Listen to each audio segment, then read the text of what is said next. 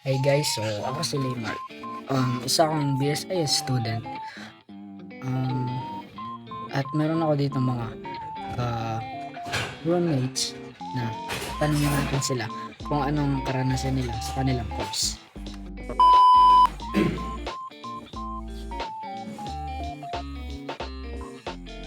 Bilang isang IT student, naranasan ko ang mga paghihirap at may panahon din na hindi ako nakasabay sa mga lessons kaya parang napipiling left out ako. Pero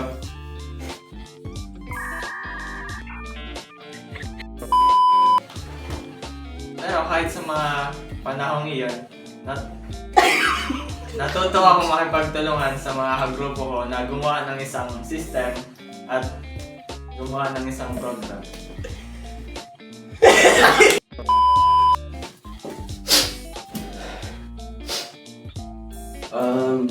Bilang mag-aaral ng kolehiyo ng CNST at sa course ako na BSA, hindi ko masasabi na madali siya. Hindi ko masasabi na masyadong mahirap. Siguro nasa sipag mo na lang din kung gusto mo magtapos o hindi.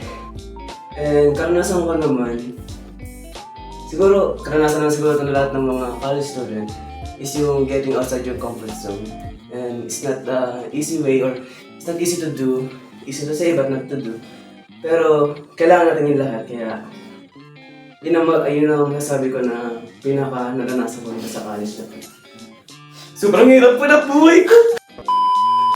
Bilang ENS student, naranasan ko ngayon magsipag.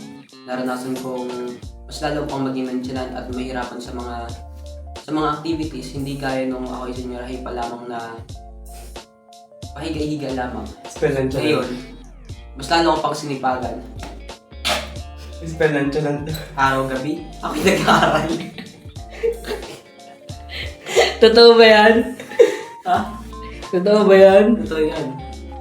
Madaling araw pa lamang. Pag unang pasok, Yeah.